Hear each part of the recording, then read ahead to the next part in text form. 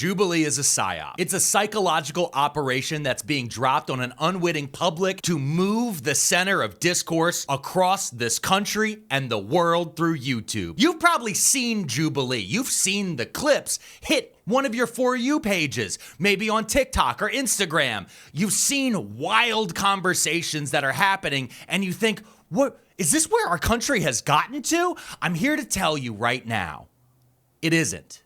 Jubilee is making you think we've gone further than we've ever done before. And I'm going to tell you this through some deep dive research that I've done, not only about the founder of Jubilee, but also about the right-wing conservative billionaire who is hiding in the shadows behind Jubilee's own fact-checking. And we're even going to look at how Jubilee casts the actors, yes, actors, inside their 1v20 videos. And how do I know about that one? Because I myself have been auditioned. That's right, we open up a lot of tabs on this show. And today, we're gonna start checking them off one by one, right here on... Remember to smile.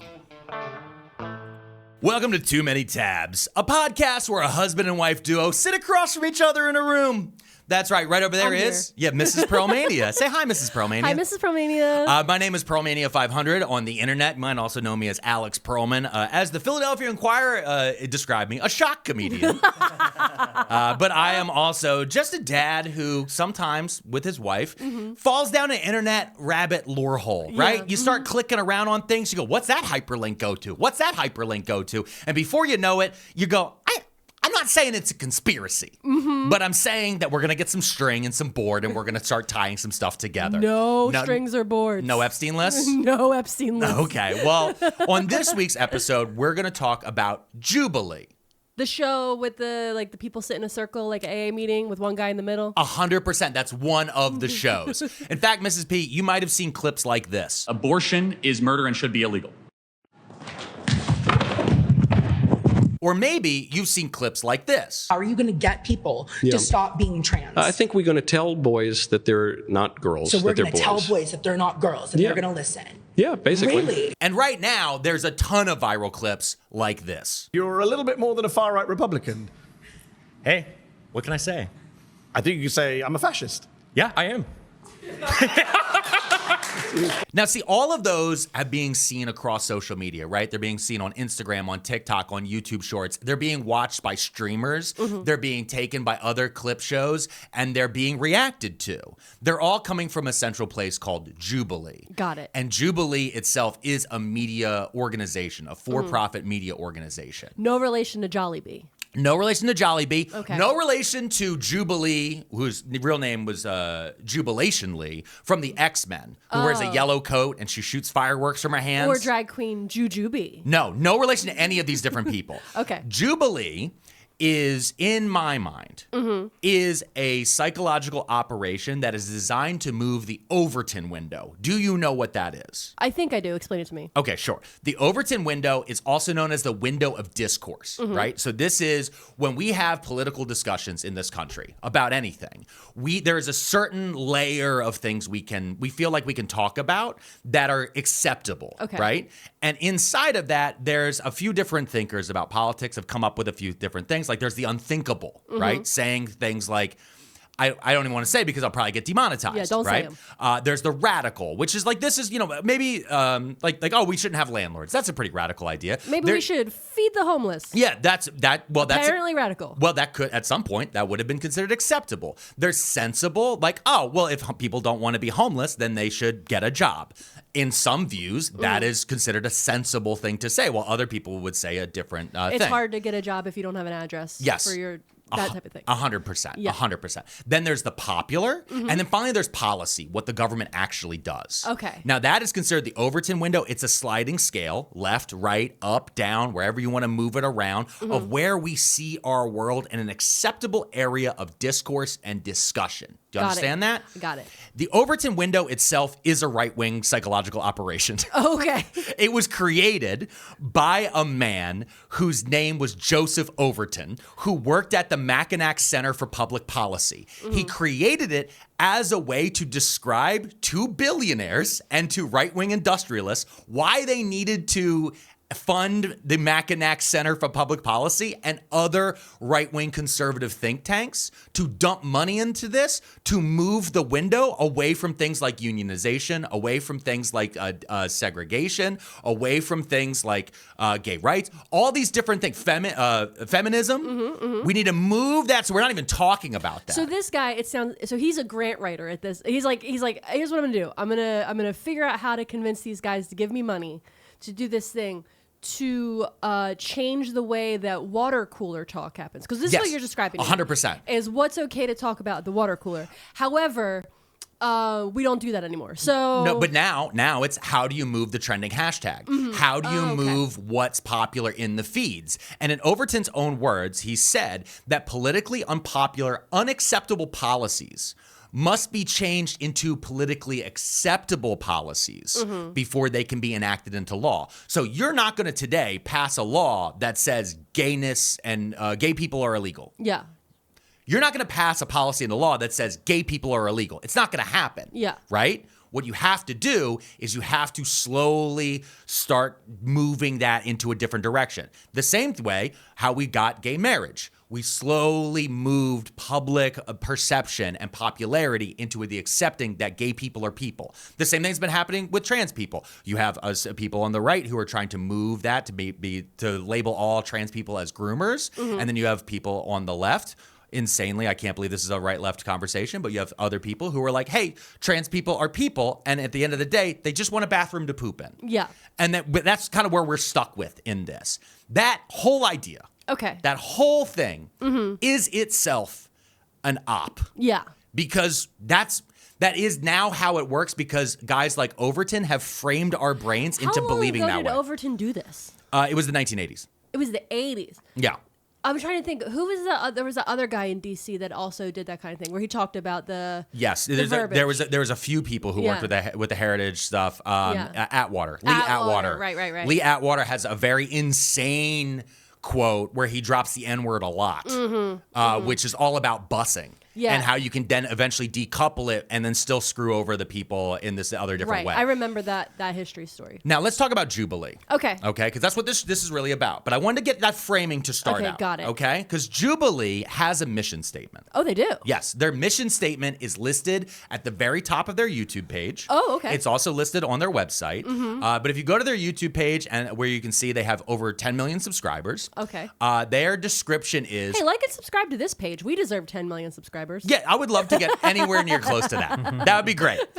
Their description is, quote, provoke understanding and create human connection. How do you provoke understanding? The word can't. provoke doesn't lend itself to that. You can't. You can grow understanding. Yeah. Nurture understanding. Yeah, these are different words you can use. Yeah. Provoke is immediately an attack. Yeah. It's a poke. I'm going to provoke you to understand. You're going to understand me, you son of a bitch. Yeah. That doesn't work. That's not how it works. And you don't create human connections the way that they're trying to do it. No, Okay? not good ones. So Jubilee is an entertainment product, and this is what's been driving me crazy. Okay. Many people are viewing this as journalism. They're viewing it as infotainment. They're doing it as like a way of like, oh, this is how I'm learning about the other side. No. But the thing is like, this is a reality show. Yeah. This is Jerry Springer mashed with Love Island.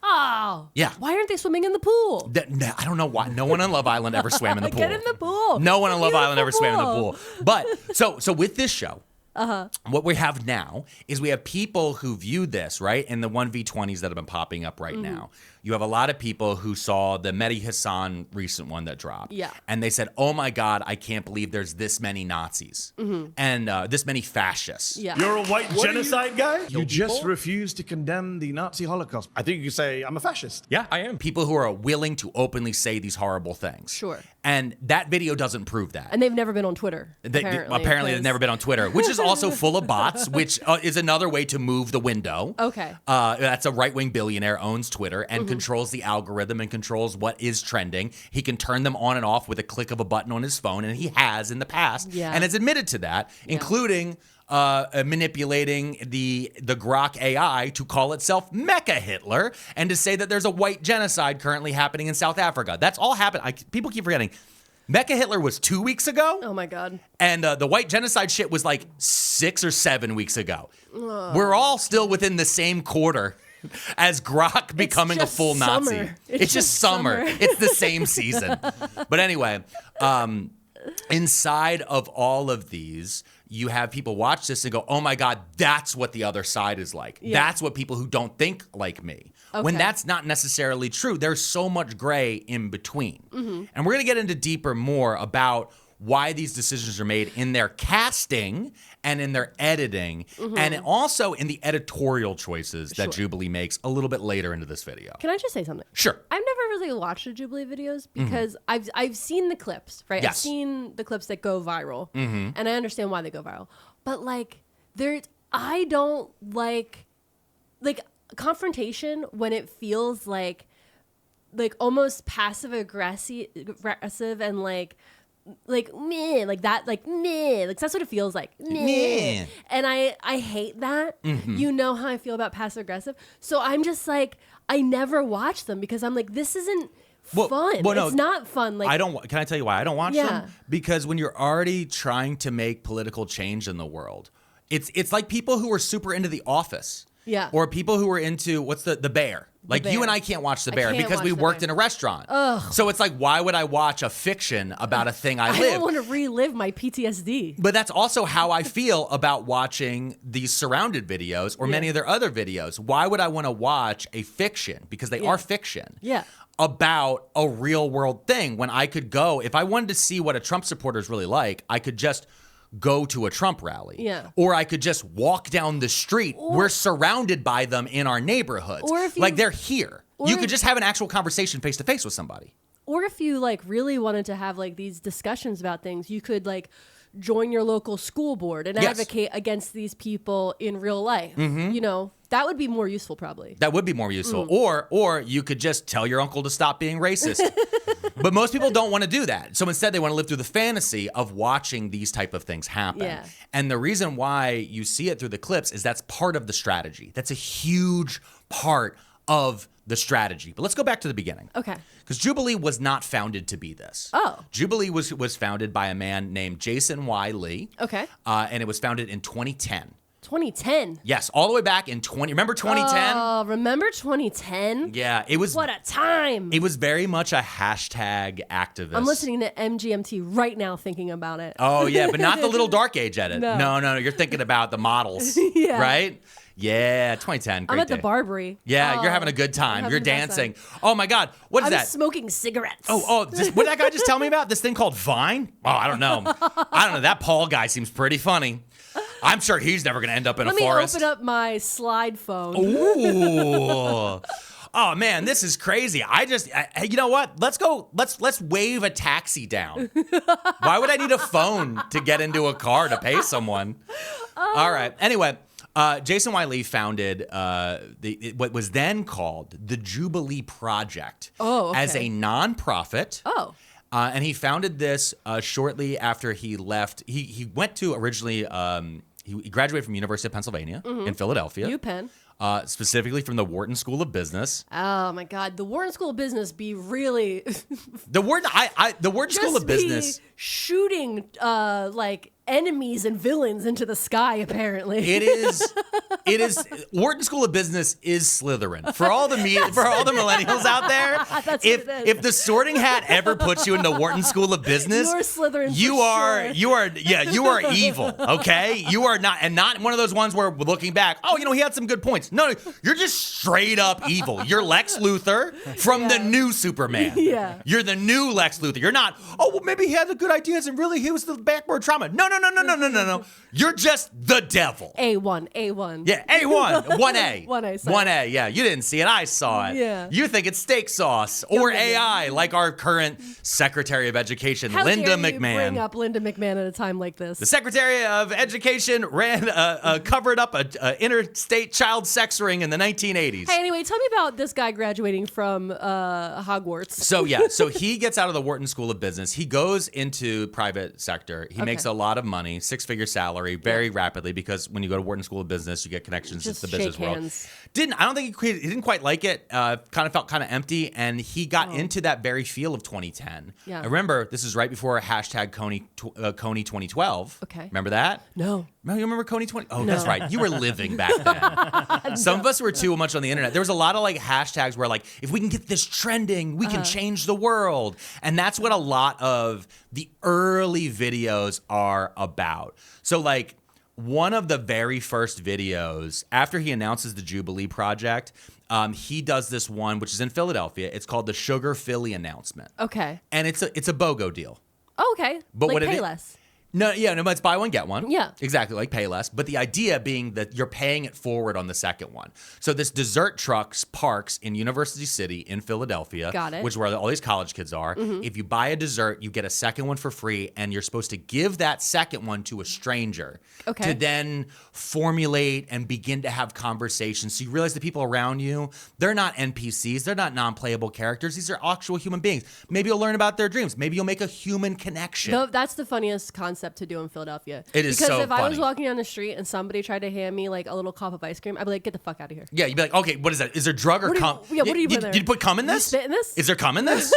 Fuck out of here! I'm assuming. I didn't even lift up my eyes to make eye contact with you. Yeah, no. Why are you trying to hand me a dessert? Hey, excuse me. Fuck off. Get That's it. it. Bye. No. Get on the sidewalk. No. Listen, if you're bleeding out in the street, we would stop and be like, you all right, bud? You all right? You good? Want me to call somebody? No, he doesn't want me to call anybody. It's expensive. We don't have health care. Yeah. That's how we don't. He doesn't have insurance, and the ambulance is expensive. That's where we are. Yeah. But in 2010, there was a lot of these type of things. It's kindness content. Yeah. There's a lot of people who farm this very heavily, especially on Instagram and Oh, for especially on sure. YouTube Shorts, where they go and they do fake kindness content where they're like, "Oh, I gave a homeless guy $20, and let's follow him and see what he does." That's 100% what this is. Yeah. You get this free ice cream, but then the Jubilee Project cameras follow them around. But it's very early on. They don't have lav mics because they were expensive and people couldn't get them as much. They Okay. weren't as marketed This everywhere. is before microphones were just handed out to white guys. Yeah, 100%. So like they don't have like the sound's bad, the lighting's bad. There's all these different things, but it's because it's very 2010. But it's very early. And this is Jubilee, 10 million subscribers. I think this is their second or third video. It only has 6,000 views. Okay. So just to tell you kind of where it is, like people don't even scroll back, but if you go to oldest, you go to that. Scroll forward a little bit, a couple years, about a year later, they're getting better at different stuff. All right. And Jason Wiley makes this video called An Open Letter to All Bullies. Oh. And this video is all about growing up Asian in the Midwest and being scared of going to school and like, you know, being othered and all these different things. It's a very powerful PSA. Yeah. And again, you can see as a filmmaker, as a creator, he's getting better. Yeah. But again, this is 2011 now. We're still in that, hey guys, maybe don't be mean, you know, bullying bad, be a star, all these different type of things. Like, Yeah, I remember when bullying was considered bad. yeah, I remember it too. I remember And back. now the president just like bullies people off of network TV. I don't know what's Yeah, going on. but now cancel culture good? I don't know. Anyway, know. but now we're going to move forward just a little bit more. Okay. He keeps getting better and better at video production. Sure. But this is still a nonprofit. Okay. And I want to draw your attention to this one up here. It's a video called Piss in My Pants. I'm sorry, what? It's a parody. Piss in My Pants is a parody of the SNL skit Jizz in My Pants by The Lonely Island. I don't think I remember that one. It was a viral sensation. I remember Dick in the Box. But this is way Dick in the Box. It was similar. Okay. It was like the follow up. Yeah. They were like, oh, we were allowed to do Dick in the Box, so now let's Yeah. do Jizz in My Pants. I think they bleeped the word jizz. Got it. But this video is called Piss in My Pants, featuring Harvard Medical School class of 2014. I'm sorry, what? Yeah, exactly. So he's getting around, but again, they have a higher production value. They do a couple of these things because in 2014, especially like parody music videos trended a lot on YouTube. He's Yeah. trying to work the algorithm. Yeah. He's trying to figure these things out. Did he leave a high-powered job just to YouTube? Yes. Wow, all But right. but he to YouTube for good. It's to YouTube for good. Yes. That's what I'm doing here. Yeah. So, again, like and subscribe. We're YouTubing for good. Or we're also Patreoning for good. Join us if you don't want to hear any ads. Yeah. Join us at Ads are no pearlmania500.net. good. Join our Patreon. Yeah, exactly. Speaking of ads, Okay. and speaking of making money, Let's take a break. You know how we reach our American dream? By sleeping on the best mattress possible, and that is from Brooklyn Bedding, baby. Oh man, do we love Brooklyn Bedding, Mrs. P. I am obsessed with our bed. I know, it's the only place where we feel peace right now. And Brooklyn Bedding makes sure that we feel that peace because their mattresses are top tier, made with real American craftsmanship. Whether you need something for a particular body size or sleep styles, they got you covered. They even have a quick quiz that help you pair up with the right mattress. And let me tell you, since we've gotten our Brooklyn Bedding mattress, Our marriage is better. it is because we're getting sleep. After just celebrating America's independence, it's time to celebrate American mattresses too. Go to brooklynbedding.com and use promo code TOOMANY at checkout to get 30% off site-wide. This offer is not available anywhere else. That's brooklynbedding.com, promo code TOOMANY for 30% off site-wide. Make sure you enter our show name after the checkout so they know we sent you. brooklynbedding.com, promo code TOOMANY. So if you didn't like those ads, join us at pearlmania500.net. Get ad-free listening to this pod. But Jubilee, while they were a nonprofit, they decided they loved ads. Yeah. And one day decided to make profit. Yeah, okay, Ferengi style. Yeah, Ferengi Let's style. go. He had this very good mission of the Jubilee Project. Yeah. And after the 2016 election, Jason Lee, not the guy from My Name is Earl, not from Mallrats, Jason Y. Lee, the founder of the Jubilee Project, he looked around at the world. The 2016 election was mind-breaking for a lot of people on the internet. They couldn't understand how they missed the rise of Trump. They thought a lot of people going into 2016 really believed that Hillary Clinton was going to sweep this, Donald Trump wasn't going to come to power, all this different stuff. It caught a lot of people off guard. You can go back, there's SNL sketches about how people are in their bubbles on Facebook, how people need to get out of the big cities and go to the rural areas and understand how bad it is, all these different things. Lee is disappointed by the division in the United States, so he sought to create content that encouraged political discussions across spectrums. Before, he wanted people to see the human in each other, but now he just wants you to understand the viewpoints. But he decided that being a nonprofit wasn't the way to do this, so he decides to change the website from jubileeproject.org to jubileemedia.com, and he begins to shop his idea to venture capitalist firms for startup money. I feel like trying to save the world with capitalism never works. How are people still trying this? It is, okay, this is an interview that I found from Jason Lee last year. Okay. And in it, they talk a lot. A lot about faith, Christianity, all these different things. God. There's very little about the switchover, but I found this little segment about Jason talking about why he switched Jubilee. All right. And a part of it was also about, it actually is the Jim Henson PBS Sesame Street model. The idea of, I know how to market to Gen Z and millennials. I know how to hide the vegetables inside of this dish, right? You didn't know which dish to say because you don't know where I'm hiding the vegetables. I never know where you're hiding the vegetables. I always find them. You don't even know. That lasagna, full of spinach. I know. But here's the thing. When I'm eating my factor meals, they're delicious vegetables, and I gobble them right up. Yeah, nice. Nice. Anyway, here we go. I'm going to make it in a way that's viral and that young people don't feel like this is broccoli. We're going to make them excited to watch it. Yeah. And they're like, no way. So actually, when I first started raising, I had 83 no's. I have a list of VCs. Just trying to raise money for your mission. Yeah, exactly. Because they were like, that doesn't make any sense. I was like, no, this is exactly what this generation wants and needs.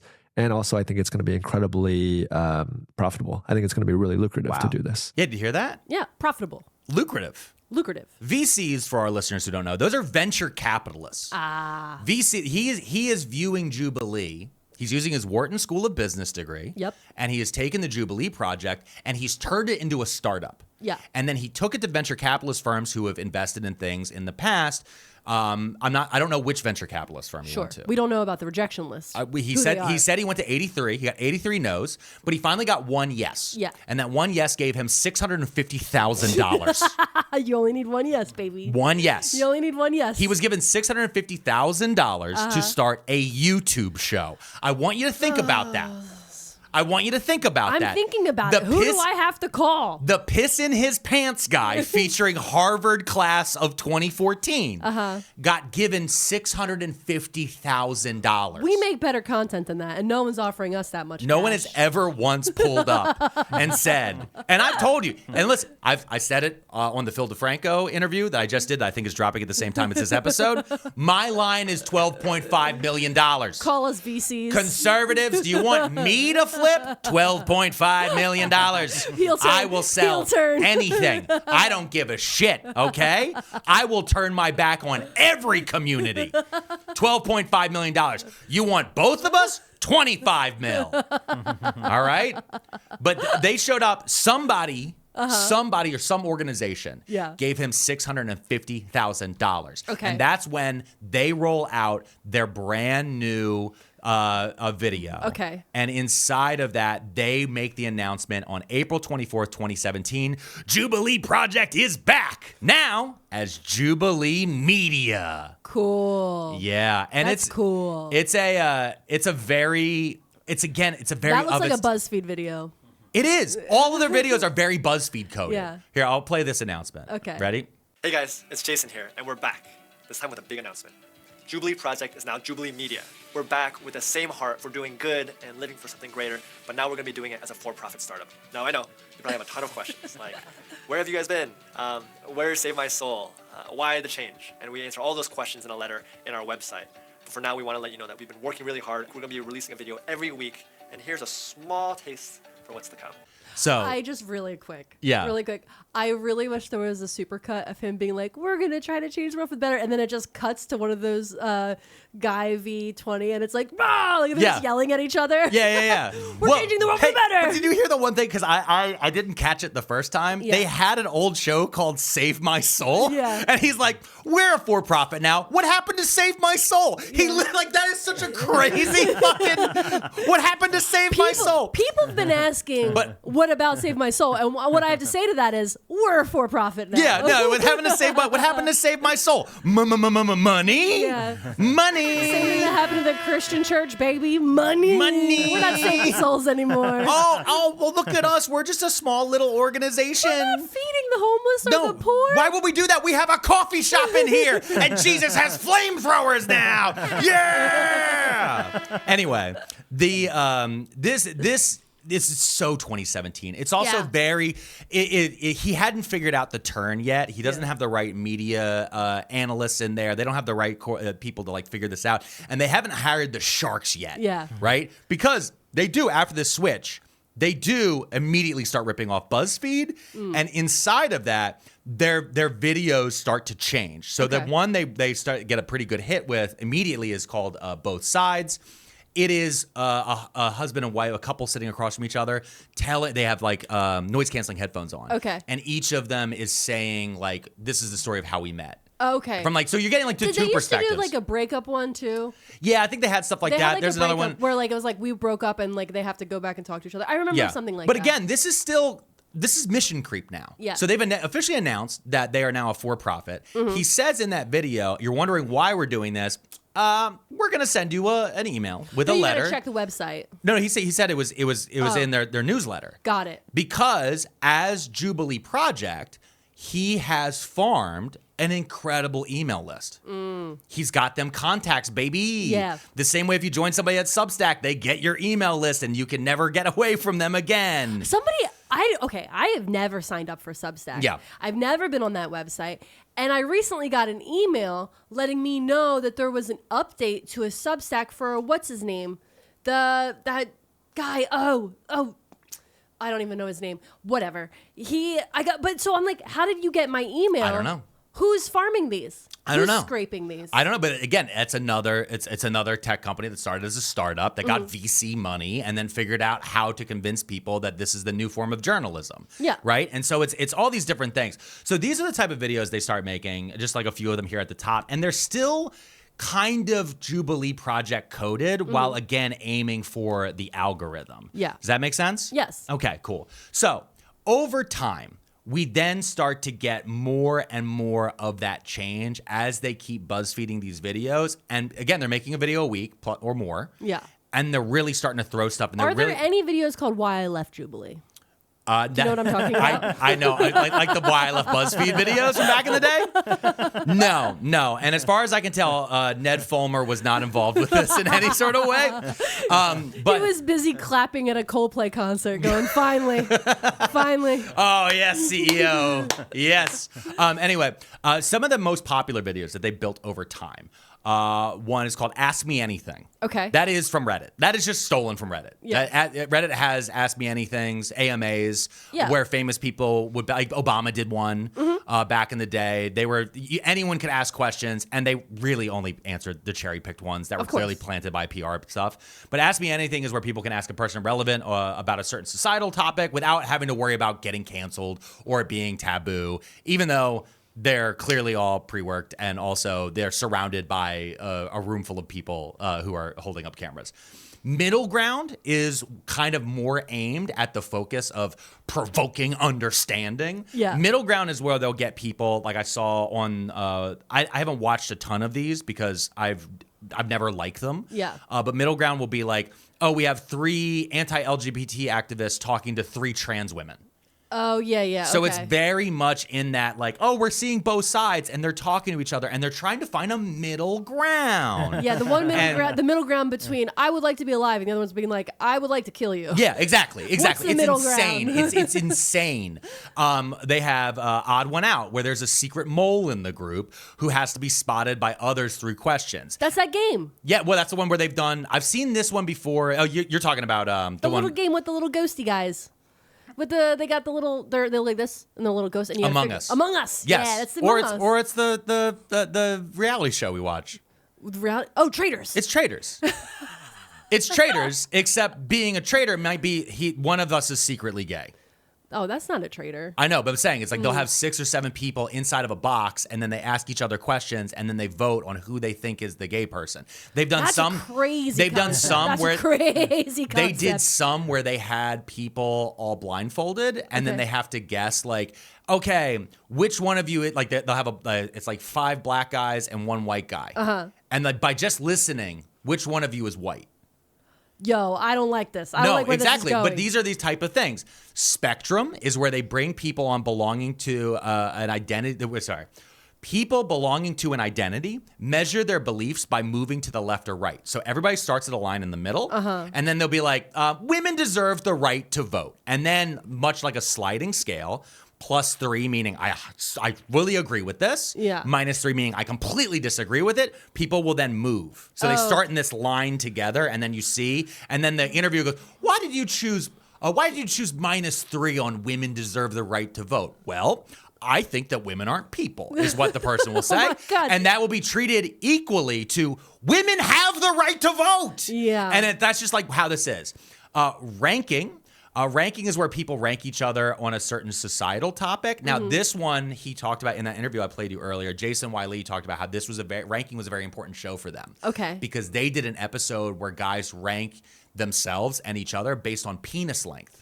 I'm sorry, what? Yeah, because in his idea, this was how to destigmatize the idea of penis length. Oh my God. Because okay. some guys think they have small dicks, and You know that what'd makes be them feel funny bad. is if you did the ranking like the way they do that red balloon popping video. Yes. Well, and the red balloon that is Jubilee coded, and Yeah, like exactly. a lot of these have been copied and taken by other people. Then the next one, which is their most popular video, Versus One. Okay, Versus One. Versus One is where somebody speed dates as many people in hopes of finding a match. And so their most popular video on the channel is 30v1 dating app in real life. And so a man stands there and there's a line of 30 women. Okay. And they walk up and like they might come and he just goes right, left, as he's swiping like it's Tinder. Okay. But the thing is what's most important about that is beyond the fact that it's a good thumbnail and it's a good title, there's numbers in it. Yeah. YouTube loves numbers. Can I just say something really quick? If you're dating, or if you're doing a dating thing, like you're trying to find love or romance or whatever, companionship, versus, the word itself, versus, is part of adverse. You're an adversary. Yes. So you don't want to be an adversary to someone you want to date. Well, no, see, what you need to understand is you're fighting, you're being attacked by 29. women. By 29. to find the 30th you. I mean, we live in a society. We live in a society. But again, like I said at the top, this is Love Island. Yeah. Love Island is not a reality show to find love. Love Island is a game show where love is an alliance. Yeah, Love Island is a way to get corporate sponsorships at the end. Yes, 100%. Which brings us to Surrounded, which is a way to grow a social media presence. Okay. Surrounded is based on Versus One. All right. Because they saw how popular it was with men and women, right? Because it's doing genders against each other, big bucks on YouTube. Yeah, of course. Because especially among teenagers, they're looking at it and you can start to shove stereotypes into kids' heads. Women only want tall guys. Guys only want women that are under a certain weight. People don't like this thing. This type of thing over here. These are perfect matches for each other. All these different things, these subliminal things you can shove into this happen in these videos and they get engaged by it. Yeah. And so in the Versus One video, a heavier gal will walk up before she even says anything, next. And in those moments, that's the type of clip that then goes viral. Yeah. When those Versus One videos jumped off, they realized we can do this same thing, but with politics. Oh, great. Yes, exactly. And this is where it really jumps off. And it only started in the last year. Okay. And this is where we really get into the Overton window because they've spent years tweaking and working and getting into these different things. And so now in these Surrounded videos, Jubilee likes to show themselves as being unbiased. Okay. They're just a referee. They're not even calling balls and strikes.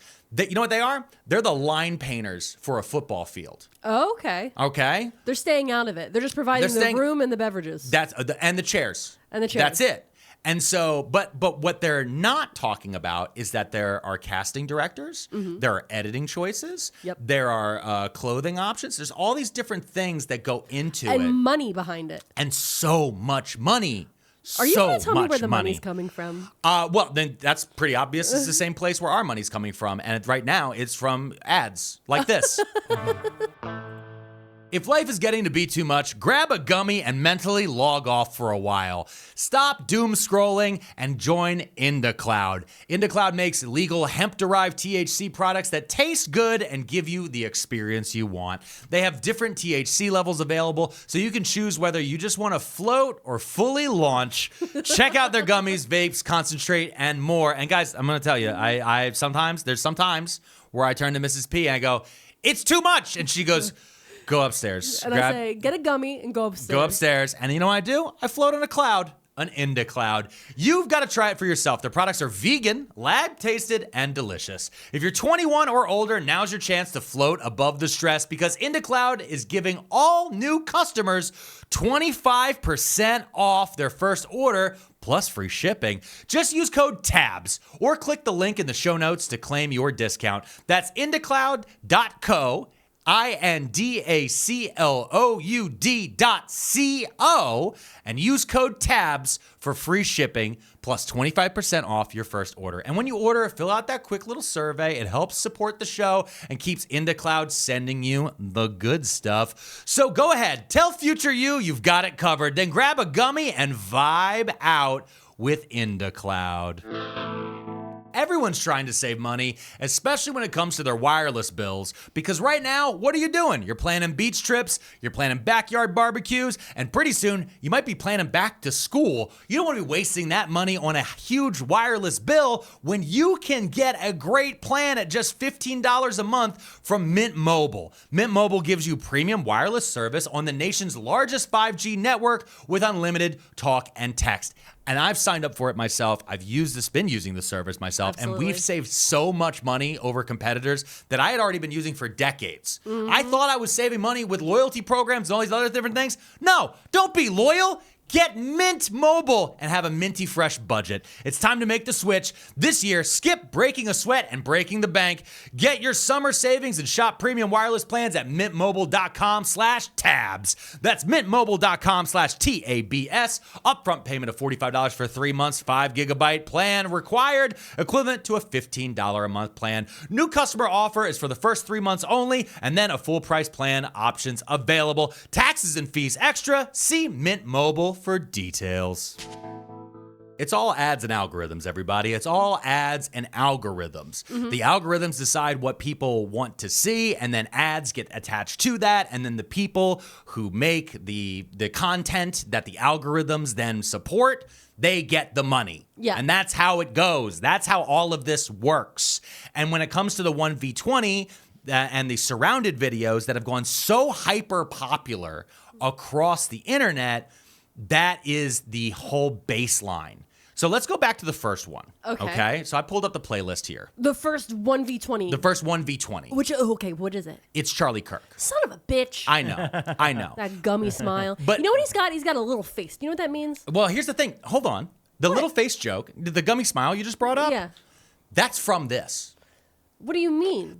Okay. Charlie Kirk's little face has been a meme that's been running on the internet for years now. I saw it on Fark.com. I saw it on Twitter. I saw it on Reddit. People made fun of the fact that Charlie Kirk has a tiny little face on a big old melon head. Yeah, it's just because all of his face is right in the center of his head. Yes. But he did this 1v20 debate. Okay. And a young woman sat across from him. And they start talking about abortion. Okay. And Charlie... I'm sure he had really reasonable thoughts. It was insane shit. He's saying insane shit. But Charlie smiles. And she says something along the lines of, "Ew, your smile is creepy." We'll put in the clip. Hold on, real quick. Let's throw to the clip. Little human being. Ooh, his smile is very creepy. Okay. Smiling is creepy? No, your smile specifically. Got it. But let's go back. Okay, so that then forms memes. Yeah. Those memes are then what we start to see of different artists and cartoonists start to make fun of a new thing about Charlie Kirk that no one had noticed before. He has little teeth and big gums. Yeah. And then they started to put together all these different pictures to the point where Charlie doesn't smile like that anymore. Yeah. Did he get Botox in his lips? I don't know, but I'm sure eventually he's going to get those changed. But let's look more closely at the thumbnail and the title. Okay, great. Okay, because you and I were discussing this because ever since we've been getting more into our YouTube side of things, right? You and I have discovered how we both look at videos differently. Absolutely. You are like, yeah, well, the title should be this. And then I'm like, well, that doesn't work in the SEO YouTube title. And you go, no, in the thumbnail. Because you look at the thumbnail and you say, that's how you're going to decide what the video is. I look at a combination of the video, of the thumbnail itself, and then I read the title for more information. Okay. YouTube uses the titling to trigger SEO, which is search engine optimization, to push things higher up in the algorithms, which will then connect it to other videos. Yeah. So on YouTube specifically, one of the goals is to, when a video ends, to look at to push you to stay on the site. So if you're watching a 1v20 Charlie Kirk video, or if you're watching, I don't know, clips from Rick and Morty, how would you get people, you want more people who watch Rick and Morty clips to go watch your other thing, which is how you get Has Been Hotel, right? It's just like these weird ways of how these things go. I know you don't know what any of those things are. You're just talking about. I'm terminally online and you live life, okay? That's what this podcast is. I know, but you got to explain to me how this plays into the gummy smile guy. Okay, exactly. I'm going to tell you. So the reason why Charlie did this is I want you to look at what the white title is on this. Okay. Can 25 liberal college students outsmart one conservative featuring Charlie Kirk? Yes, I've That's answered the full question. title. Okay. They can. Okay. Yes. Okay. The name on the inside is Charlie Kirk versus 20 woke students. Okay. Those are different. He's Those are against different. The wokes. He's against the wokes. Got it. Okay. So what is this? What is this triggering? Inside the thumbnail. The libs, first and foremost. No. It's triggering everyone. Charlie Kirk versus 20 woke students. Okay. Okay. That's in the thumb. Charlie Kirk fans are already going to click on this. Yeah. Okay. But liberals, leftists, all those different things, liberal college students outsmart. Oh, okay. So they're playing both sides. They're playing all sides. Yeah. And this video got 30 million views. Oh, really? This was instantly a massive hit. Okay. 30 million views. It got clipped like a motherfucker. I do remember seeing clips about this. Yeah. And so let's move on. After Charlie Kirk, Who do we have next? they then followed up with, you know Dean? You've seen Dean. He's the little blonde guy. The little kid. Yes. He loves fighting with people. Loves fighting with people, especially on TikTok Live. Yeah. Well, they named, in the thumbnail, it's called One Liberal Teen versus 20 Trump Supporters. Okay, yeah. In the actual title, Sure. which has been A/B tested and gamed, can one woke teen survive 20 Trump supporters? That sounds like a porn. That is. That's 100%. That's 100%. Can one woke teen Listen, throw up the Piper Perry meme. That's what they're doing. The what meme? Yeah, well, don't worry about how I know what that is, okay? But all of these different things, it happens over and over again. Ben Shapiro comes on, 1 Republican versus 20 Kamala Harris voters. Okay. Destiny, the so-called liberal streamer, comes on, 1 Democrat versus 25 Republicans is the thumbnail. In reality, it's 1 Democrat versus 25 Trump voters. Pete Buttigieg goes on before the election, 1 politician versus 25 undecided voters. Many of them are not undecided. Oh, God. We keep going. Can 1 pro-lifer survive 25 pro-abortion activists? Then we keep going until we get... That has the capacity to be really funny. it does. Well, exactly. The way that that's written, I mean. I know, exactly. 20 Trump supporters take on 1 progressive featuring Sam Cedar. Also sounds like a porn. After that Sam Cedar. Yeah, Sam Cedar.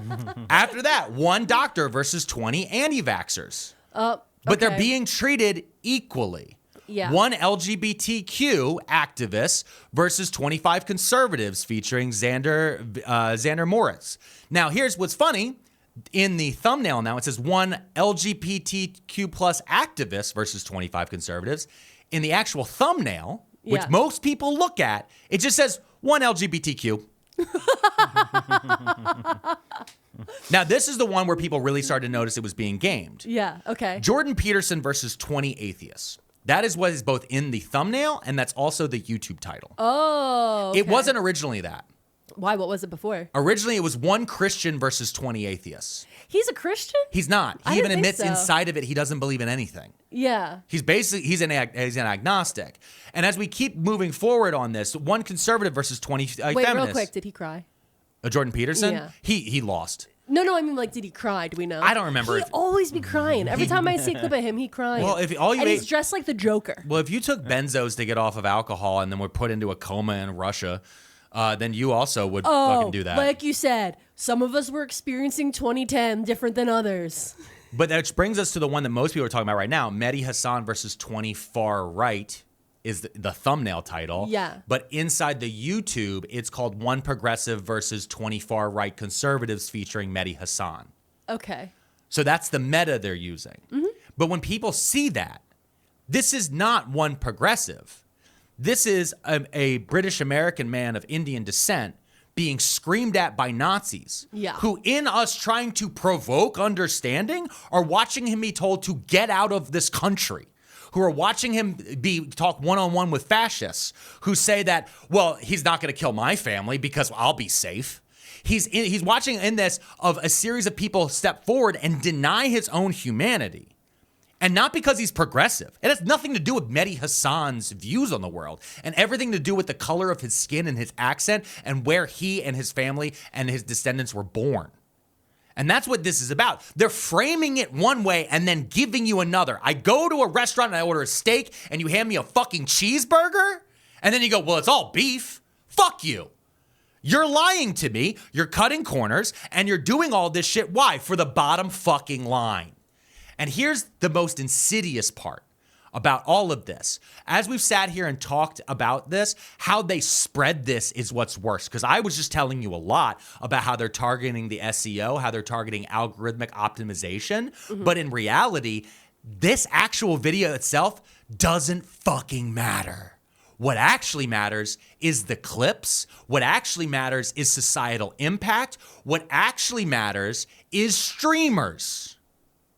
Because if you go to jubileemedia.com/partnerships, their own website, and you scroll down the page, they say the following: we make content you won't forget, and we've got the stats to prove it. 3.5 billion views, 300.5 million weekly views, 6.7% audio, 6.7% audience engagement rate, 4.5 million people engaging with our content every week. And how are they engaging with it? They're engaging with it on TikTok, on Instagram, but on streamers.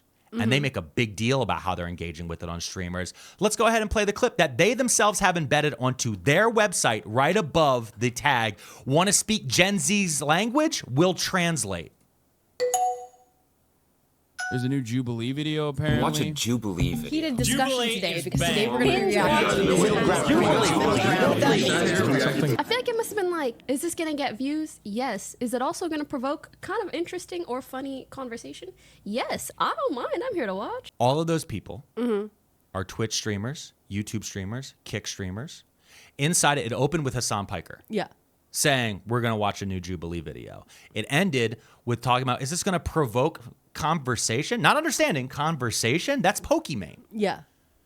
I'm not saying that they're affiliated at all. I'm saying, though, is that they've created a symbiotic relationship where these streamers need to fill time and content, and they need to have a guarantee of that time. And what better than to just go seed it to Jubilee? Let them have the conversation. Yeah. If this was back in the day, like watching something like Talk Soup, they would just throw to a clip from Jerry Springer. But Jubilee has absolutely no problem with any of these streamers as you look across it, across the political spectrum. Any of these streamers viewing their content because being seen is what's important. As these pop up, there's PewDiePie. There's down here, there's Sneeko. Up here in this corner, there's Cody Co. Don't know who that is either. You know who Cody Co is? I don't. You don't know who Cody Co is? Who's that? Cody Co was canceled last year. Okay. Because of a scandal with Tana Mojo. Oh, wait. Okay. All right. Yes, because he had... okay, see, now you get how my brain works. You bring up Tana, and then I'm like, all right, I remember this. Cody Co, who did a lot of different content with Brittany Broski, and who has been a long-term YouTuber. Yeah. He also did streaming and stuff like that. He did a shit ton of Jubilee Reacts videos. Okay. To the point when last year, when I went to VidCon right after Cody Co was canceled. Okay. Because it came out that Cody Co slept with an underage girl. And that underage girl was Tana Mojo. And then it was right after, I think Cody Co had a kid and had recently been married and all this different stuff. And so when it came out that people were like, you had sex with someone who was under 18. Yeah. Cody Co started deleting these comments. There was all these different things. There was all this YouTube drama about it.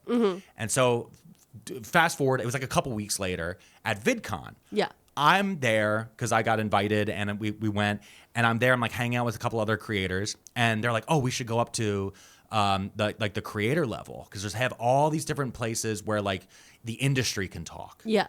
And they're like, there's going to be this Cody Co is going to be on stage. It's been scheduled this whole time. Yeah. And they're like, you got to go to this thing. And so I was like, okay. So I go up there. I remember sitting in that room because a bunch of us went because we're like, I wonder if Cody Co is even going to address the whole Tana thing. Yeah. There's members of the media there. There's all these different independent journalists are there, Twitch streamers, YouTubers, social media people. So I'm just like, I don't know what any of this is. I'm just hearing about it. So I went with morbid curiosity. Okay. Cody Co sat on the stage with the founder of Jubilee, Jason Y. Lee. Oh, okay. And I'm going to read you. This is from whatstrending.com. And this was before the Cody Co news about him and Tana Mojo had dropped. This is before anything. This was like a month prior in the run-up to VidCon. Sure. Quote, one of the highlights is Cody Co, renowned for his YouTube presence with 6.2 million subscribers and as one half of Tiny Meat Gang. Co is set to engage in a conversation with Jubilee CEO Jason Y. Lee, delving into the studio's acclaimed YouTube series such as Middle Ground, Odd One Out, and Versus One. With nearly 9 million subscribers on Jubilee's channel, anticipation mounts for their collaboration announcement during the panel. Okay, so he's going to collab with Cody Co. So we sat there and we were wondering what the hell this was. And it 100% was an announcement on a collaboration with Cody Co that has since gone away and now does not exist on the internet that I couldn't find. Yeah, oh yeah, they had to wipe it. But it was this thing that was basically like, I think it was called like Lunchbox or something like that. But basically they aimed for mealtime videos. They saw how mealtime videos are very popular on Reddit, which are 20-minute videos that you can fit during your lunch break at work that people like to put on. In, please don't talk to me. Exactly. Or if you're me, you're sitting in your car. Yes, and so it was this idea that Jubilee was going to farm these videos and create them, and Cody Co was going to do reactions to his audience that would then open it up. But Cody Co himself is also an influencer of other content creators. Other people watched Cody Co watch Jubilee and were like, oh, I could just do that. That's why so many of these people turn into react streamers, which are reactionaries. Yeah. That's how you become a reactionary. This is an entire market and service to make people into reactionaries. Because you're not sitting and thinking about having deep thoughts about yourself or thinking deep thoughts or how to reach your own conclusion. You're being shown a series of stereotypes and then going, oh, I don't like that. Oh, I like that. That's my team. That's my team. That's it. That's all you're supposed to do. Yes, no, maybe. And then it'll be cut down into clips that you can watch while you poop or cut down into just the right 20-minute fucking perfect little morsel that you can put on while you're eating your lunch at your job that used to be a paid lunch that is now an unpaid lunch for some fucking reason, but you can't go home or go anywhere else. Yeah, you gotta sleep in the car. You gotta take a nap in the car. Love taking a nap in a car at lunch break. Yeah, so all of these things are involved in this. Okay. Okay? All right. Now, this is where I want to talk to you about casting. Okay. Okay? Casting couch. Because this, again, now we've touched on the VidCon side of things, okay? And about how I was in the room when Cody Ko and the founder talked about this. Yeah. Now, I like the thought that I know that you were probably there and not paying attention. I had no idea what anything was. Your phone. I was literally scrolling through my phone trying to think, because that was the Maybe thing. Texting me. Last year when I was on the road, a big problem I had was like I didn't know how to make content on the road because I'm not like a travel vlogger or any of this type of shit. So I'm at VidCon surrounded by all these people who are extremely popular. Which Try Guy have you met? All of them. I met all of them. Send me including Quasi. Including Quasi. And we love a Quasi. Love Quasi. You know what I also am Quasi for? What? These sponsors. We'll be right back after this. I took a look and they deleted 351 listings of my own personal information that were for sale across the internet. And I'm talking about Delete Me. Delete Me is a service that you can sign up for that can help you protect your internet privacy. And when I mean privacy, I mean your name, your phone number, your address, all these different things that are on People Finder websites and data broker websites for absolutely anyone to be able to buy. So I want you to save 20% on this program today by going to joindeleteme.com/Pearlmania20. And that'll help you save 20% on the same exact subscription that I use to protect myself and my family. That's joindeleteme.com/Pearlmania20 to save 20% today, or check the link in the show notes. Ned, did you meet Ned? No, Ned was gone by that point. I didn't meet Ned. All right? I met Tall Try. I met Short Guy. Short Try. I met Quasi. And I met a bunch of other people at VidCon. It was great. I had a fun time. I really liked meeting other people. It's fun. The thing I like about going to anything out when I get to meet other people who make content in general is it's like talking to coworkers. Yeah. You know, like it's someone else hey, who can. Do you sit alone in your house and think thoughts and yell them into your phone? Me too. Yeah. Oh man, isn't it crazy how the algorithm on TikTok will suppress if you say the word YouTube, but not if you say the word genocide? But people hide the word genocide and not the word YouTube. That's a real thing. That's a real thing. I see it all the fucking time. There's all these. There's so many things that we have beliefs, and also like comparing notes and all those different things. Like it's more important. Talking about all the people you secretly don't like. It's no secret. Oh yeah, I secretly don't like Madeline Pendleton. All right, let's get back. So I had an audition with Jubilee last year. Yeah. Okay. I'm that's what we want to get into. This is the segment when you look at the little bar at the bottom of YouTube where it jumps. But this is what happened last year. Last year I was 40. I'm now 41. And I'm looking fine. Yeah, being not racist is great for your skin, and staying skinny with Factor meals. But the big thing it was I don't follow a lot of this stuff. Like this is specifically aimed. I had seen some random Jubilee things. I didn't know it was called Jubilee. Yeah, Jubilee is specifically aimed at Gen Z. It's specifically aimed at people who are sub 30. Who haven't had a chance to meet a lot of people, and especially during stuff like the pandemic, it was a way for people to kind of sub in. Getting those real life human interactions to be able to make decisions about people based on who they meet. Okay, I need you to listen, Gen Z. Love you guys. You're great. Mm-hmm. I'm okay with your stare. That's fine. I need you to know that real human interactions don't include you surrounded by 30 people trying to fight you. That's if you're in a room where 30 people are sitting around you trying to start arguments with you, leave that room, okay? Mm-hmm. That's not how the world's supposed to work. Unless you're in Alligator Alcatraz, then you probably can't leave. Oh, that's probably how that could work. Jesus What? Christ. I just want to remind people of the world we're in now. Okay. The President of the United States has masked men grabbing people off the street to throw them inside of vans and then throw them into a concentration camp in the middle of the Everglades. And also now we're slowly growing towards the New Jersey Pine Barrens is getting one. It doesn't matter. We're not here to talk about that. We're here to talk about casting on Jubilee. So what happened to me was this. You see where my brain goes immediately about politics and like the world around me. So I got reached out. We have a management team because when you get to a certain size, you need to have one really just to go through your emails to tell you what's real and what's a scam. Yeah. And so they're like, hey, Jubilee wants to have a meeting with you. And I don't know what this is, but we had a 6-month-old baby at the time. My brain's fried. I said, whatever, put it on the fucking calendar. I thought Jubilee might be a nonprofit or it might be anything, honestly. I didn't know what the fuck it could be. I was like, I don't know what this is. Yeah. So I go into the meeting thinking it's one thing, that I'm going to have a meeting about a brand deal or something like that. Yeah. And then they're like, oh, I meet this guy. And he's like, yeah, I'm a casting producer with Jubilee. And he's like, I'm sure he literally was like, you know what we are. And I'm like, I don't. And it caught him off guard. He was like, oh, you don't know what we are? I'm like, no. And he starts to describe the different ones. And he specifically started to describe like spectrum and middle ground were like the two he started to describe. And then he began to describe versus one and how this was a new way they wanted to get political dialogue going, about how they wanted to get people into a room where they can talk to people who have different opinions than them so they can try to find an understanding. And again, provoke understanding and to create human connection. Yeah. That was like, they really keep pushing that slogan at people. And I'm sitting there at Zoom here in Pennsylvania. Yeah. Baby it was scheduled while the baby was on a nap. And so I'm like flustered. I think I had vomited my hair, like baby puke in my hair. I'm like crusty shirt. I'm looking at him like, oh, you want me to go? And so I'm like, okay, so where do you film this? Do you film this in New York? And he's like, no, we film everything in LA. And I'm like, instantly, my next question is, so how much does this pay? Yeah. And guys, that was the worst.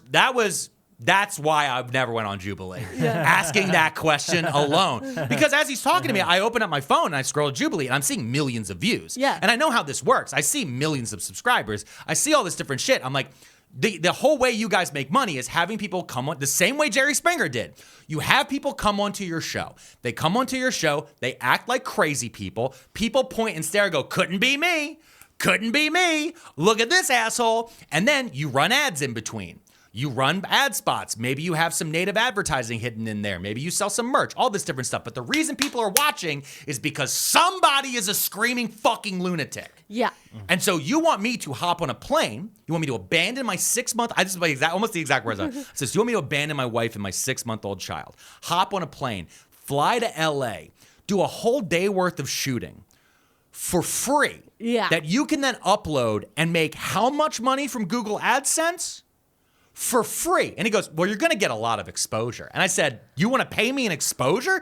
People die of exposure, buddy. Because what he didn't realize in that moment is even though, yes, I always will advocate for the minimum wage. I will always advocate for people making money for their labor.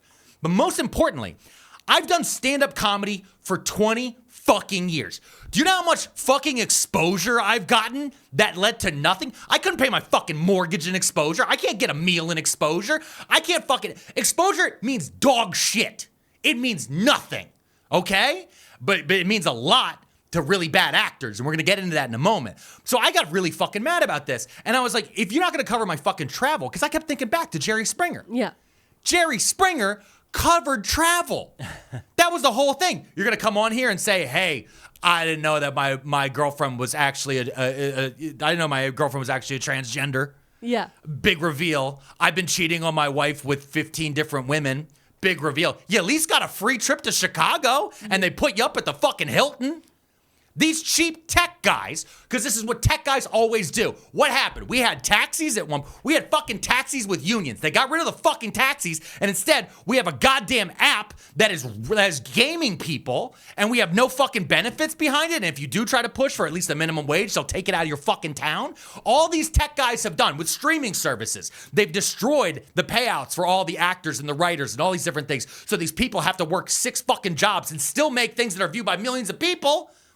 But they don't get the same rights that they had when it was on a regular network television show or actual regular fucking movie house. So here we are now, Jubilee, doing exactly the model of the Jerry the fucking Springer show, and you're not gonna cover my goddamn flight? And eventually he was like, well, maybe we can cover like part of your flight. I'm like, okay, what about hotel? And he's like, what? I'm like, what's my stipend for food? Who's meeting me at the airport? I'm like, I'm just listing expenses. Because again, I have a fucking toddler. And I know how much diapers cost, and I know how much formula costs. And you're coming to me to tell me that I gotta take 5 weeks of diaper and formula money to get on a fucking plane so I could talk to Charlie Kirk? Suck my dick. Now, those aren't the exact words I used, but that was the energy I had. Yeah. And so when we ended the call, it was very clear, I'm not doing this. And then I immediately called my manager. I was like, I don't know what the fuck that was, but keep that as far the fuck away from me as possible. And listen, I'll go on a podcast. And I'll try I'd love to do a remote if we can. I prefer to do it in person, but I'll try to time it of when I'm going to come out there. I'm going to try to do a bunch of different shit. Yeah. Right? But I'm going to be the one to reach out. If you reach out to me and you're like, I want you to come on my podcast in Chicago. Okay. We're going to talk about how you're getting me there because it's my time. And every minute I'm on the fucking road is a minute away from my son. And right now, my kid's brain is developing at a rate that it hurts your soul some days. Okay? And it really fucks you up. So anytime I'm away, I'm going to make that make sense and make it make count so that when I come back, I can go buy him a new talking tomater so I can hit that button because my fucking 18-month-old toddler's favorite thing in the world right now is the voice of goddamn Larry the Cable Guy. The Lord's punishment. So I'm a fucking every moment of every day. It's just Larry the Cable Guy in the corner and my kid giggling. That's right, get her done. Like literally the fucking rusted tow truck toy. And I bought it for him like a dipshit. Anyway, enough. Okay. But this is where we are with this, right? And so I have this moment and I just thought it was weird and I just fucking got done and I just remember, can I just insert real quick? Yeah, go ahead. I remember when you were like, oh, I have this meeting with Jubilee. And again, I didn't know what Jubilee was because I don't watch these videos, like I said. And it was right after we had gotten like a gift box thing from Fisher Price. Yes. So I had thought we had like a big PR box from Fisher Price because we talked about how much we like Fisher Price because of the baby. And so I thought Jubilee by the name was like another Fisher Price thing. Like Gymboree. Yeah. So I was like, oh, he has a meeting. Maybe we're going to do some type of PR campaign with a kids thing. So, and then I find out later that you're screaming at them. Yeah. That they're not, that it's about exposure. You want to talk to me? Talk to me about fucking money. Like I was screaming at them. Tell me about how someone would get casted on this show if they wanted to get casted on this show. Okay, so Jubilee reaches out to people. Yes. That is true. They still do that and here's the thing. I know multiple people now who have been on Jubilee. Yeah. And every single one of them has then had to release a TikTok saying, I didn't know what this was. This was not sold to me in this way. Yeah, they had to release like an apology video. I did not know that I was going to be sitting across from a fucking Nazi. I mean, if you're watching Mehdi Hassan right now go across all of the media, he's like, this was told I was going to be completely different, and I was surrounded by 20 fascists who are screaming at me to leave the country. Like, all these different things. So, the one thing from reaching out to people who I know who have been on the show, just because I checked about the payment thing, as far as I know, is at least 4 months ago, Jubilee still does not pay for the people to be in the circle. Okay. The person in the middle does get paid. Nice. Got it. So the Charlie Kirks of the world, the Michael Knowles of the world, the Candace Owens of the world, maybe Sam Cedars of the world, if they know to ask, because obviously this is a corporation, and a big part of it is your name's going to get a lot of engagement. Yeah. And so a lot of the people want to go on this, especially if they have smaller numbers on their social media platforms, because this is a great way to get your name out there. I hope that Candace Owens got paid because she's going to need it for that lawsuit where she's getting sued by the French government. Oh, yeah. by the French president and the first lady of France. Yeah. Okay. Incredible. Good job, Candy. Incredible. You know what? And that lawsuit, guess where it's happening? Where? Wilmington, Delaware. Listen, that's drivable. We can go. We can aura farm the Candace Owens. That can be like what's the lawsuit she's always talking about? Oh, the Blake Lively lawsuit. Yes, we can make the Candace Owens lawsuit art. Enough about this. Okay. There was a comment last week that said we have too many asides. I don't think you understand the mission statement of this podcast if you think we have too many asides. Yeah. So basically what they do is if Jubilee casting producers and directors see somebody out there in the wild, they'll try to reach out and set up a video. But they also have on their own website at jubileemedia.com/casting, you can go there. And as of this episode being posted, it's still up there. And if you go to that site, it says we are currently casting, and they have listings for Versus One, Spectrum, and they have all these different names. So you can. All right, so in Spectrum, they're casting gang members. Oh. On Spectrum, teen moms and teen dads. Okay. Former child actors. Yeah. On Secret Revealed, ex-addicts, Okay. ex-cult members. Again, this is just Jerry's... That's a Venn diagram. That's a circle. Yeah, I used to do heroin, and then I got clean and ended up in a cult. Can I do both shows? Yeah, whoopsie daisy. Whoopsie. But also, you do see recurring characters if you watch enough of these things. They bring back the ones they really like a lot. But here's Surrounded. And I want to point out, that list I just read you, if I told you, I'm watching Jerry Springer. Oh, what's it about?